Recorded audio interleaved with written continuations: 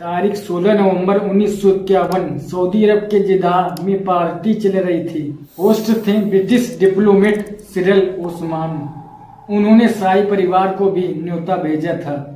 इस पार्टी में शराब का भी इंतजाम था। पीने वालों ने कायदे से पिया, मगर एक ने हद कर दी। जब ओवर हो गई तो उस्मान ने उसे रुकने के लिए कहा। सामने वाला शख्स नाराज हो गया।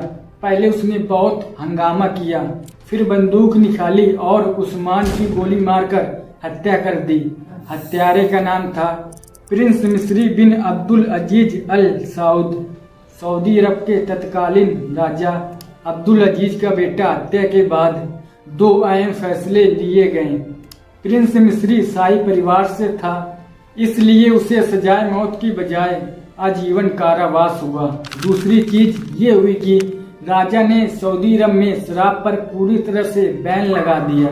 इसके बाद शराब रखने या पीने के लिए पेनाल्टीज, जेल कोड़े और कुछ मामलों में देश से निकाल देने तक की सजा दिए जाने लगी। ये कानून 72 वर्षों से चला आ रहा है। अब सऊदी सरकार इसमें ढील देने की तैयारी कर रही है। 7 दशकों में पहली बार सऊदी अरब में अल्कोहल की दुकान खुलने जा रही है, लेकिन कुछ शर्तों के साथ। आसान भाषा में समझेंगे। सऊदी अरब में शराब की वापसी कैसे हुई, शराब को लेकर सऊदी अरब और दूसरे इस्लामिक देशों में क्या नियम है, और सऊदी अरब की पोस्ट ऑयल इकोनॉमी की कहानी क्या है। पहले आइए देश के बारे में जानते हैं। इस नक्शे को देखिए, आपको दिख रहा होगा। सऊदी अरब एरिया के मामले में वेस्ट एशिया का सबसे बड़ा देश। इसका वेस्टर्न किनारा रेड सी यानी लाल सागर से मिलता है। रेड सी पार करते ही अफ्रीका शुरू हो जाता है। सऊदी अरब की जमीनी सीमा 8 देशों से मिलती है। सऊदी अरब की आबादी लगभग 3 करोड़ 60 लाख है। सऊदी अरब से ही इस्लाम का उदय हुआ। शहर मक्का एंड मदीना सऊदी अरब में ही है। मुल्क का स्टेट रिलीजन इस्लाम है। 93% से अधिक आबादी इस्लाम का पालन करती है। इसमें भी 90% आबादी सुन्नी इस्लाम को फॉलो करती है। इसके अलावा 4% में क्रिश्चियन और दूसरे धर्म के लोग हैं।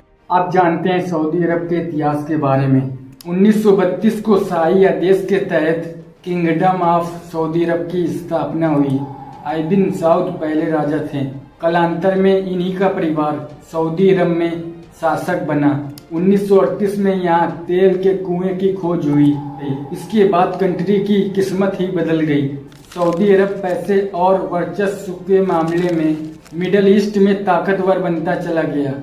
सऊदी अरब में राजतंत्र है। इसे चलाने वाले फैमिली को हाउस ऑफ साउद के नाम से जाना जाता है। इसमें 15,000 से अधिक सदस्य हैं। इनका ताल्लुक पहले सऊदी स्टेट के फाउंडर मोहम्मद बिन साउद से था, लेकिन धन दौलत और संसाधनों के बड़े हिस्से पर 2000 सदस्यों का कंट्रोल है। ये सदस्य आधुनिक सऊदी किंगडम के फाउंडर अब्दुल अजीज के वंशज हैं। सऊदी की सत्ता और संसाधनों पर इसी फैमिली का कंट्रोल है।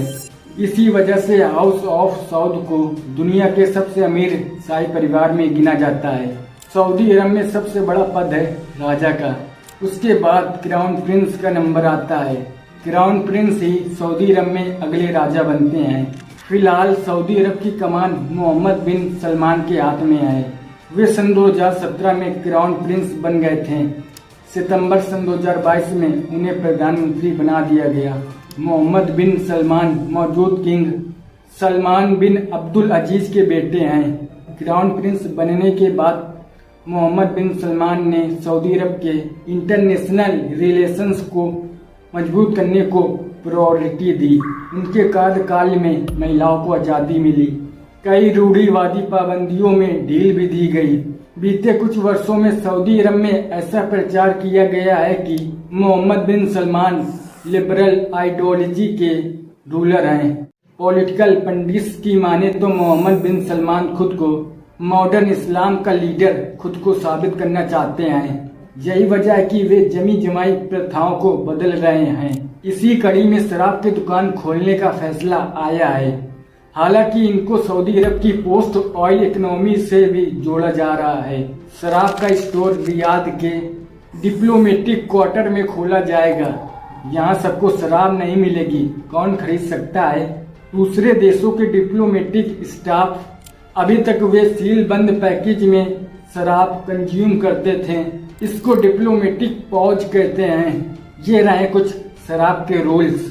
जो भी डिप्लोमेट्स शराब की सर्विस करना चाहते हैं उनको पहले रजिस्ट्रेशन कराना होगा, फिर सरकार से क्लियरेंस मिलेगी। डिप्लोमेट्स की उम्र 21 साल से कम नहीं होनी चाहिए। रजिस्टर्ड कस्टमर को हर महीने 240 पॉइंट्स शराब मिलेगी। 1 लीटर स्पिरिट को 6 पॉइंट का माना जाएगा। 1 लीटर वाइन को 3 पॉइंट के रूप में देखा जाएगा और 1 लीटर बियर को 1 पॉइंट में। सऊदी अरब के ऑफिसर का कहना है कि ये दुकान शराब के लीगल बिजनेस को रोकेगी। कुवैत में 1965 में शराब की खरीद और बिक्री पर रोक लगा दिया गया था। अमेरिकन मैगजीन टाइम्स के मुताबिक इस बैन के बाद लोगों ने शराब की लत मिटाने के लिए परफ्यूम और क्लीन स्किन में काम आने वाले रबिंग एल्कोहल को कंज्यूम करना शुरू कर दिया। मगर कुवैत ने अपने रूल्स में कोई ढील नहीं दी। सूडान यहाँ सन 2020 तक शराब पर पूरी तरह से बैन था। सन 2020 में सूडान ने गैर मुस्लिमों को शराब पीने की इजाजत दे दी। हालांकि नए कानूनों के अनुसार अगर आपको सूडान में शराब पीनी हो तो आप मुस्लिमों के आसपास या उनके साथ शराब बैठकर नहीं पी सकते। इस फैसले के पीछे मोहम्मद बिन सलमान का क्या विजन है? सऊदी अरब ऑयल का प्रोडक्शन करने वाले कंट्रीज के सबसे बड़े organisation of the petroleum exporting countries का हिस्सा है। सऊदी अरब हर रोज करीब 11 मिलियन बैरल ऑयल का प्रोडक्शन करता है, जो कुल पूरी दुनिया के प्रोडक्शन का 12% है। पर सऊदी अरब ये बखूबी समझ चुका है कि ऑयल का खेल हमेशा नहीं चलने वाला। जमीन के नीचे दबा ये काला सोना आज नहीं तो कल खत्म ही होना है। इसलिए सऊदी ने पोस्ट ऑयल इकोनॉमी यानी ऑयल खत्म होने के बाद की इकोनॉमी पर ध्यान दे रहा है। इसके लिए वे सोलर एनर्जी में बड़े पैमाने में इन्वेस्टमेंट कर रहा है। साथ ही उसे पता है कि बिना तेल के देश की इकोनॉमी को दुरुस्त करना है तो विदेशी पार्टनर्स को भी ले जाना होगा। इसी सोच के साथ मोहम्मद बिन सलमान ने सन 2016 में विजन सन 2030 के नाम की योजना शुरू की। इसका लक्ष्य पोस्ट ऑयल इकोनॉमी के लिए सन 2030 तक देश को तैयार करना है। जानकार बताते हैं उनके अल्कोहल स्टोर खोलने के पीछे उनके पुराने मिशन विजन सन 2030 का ही प्लान है।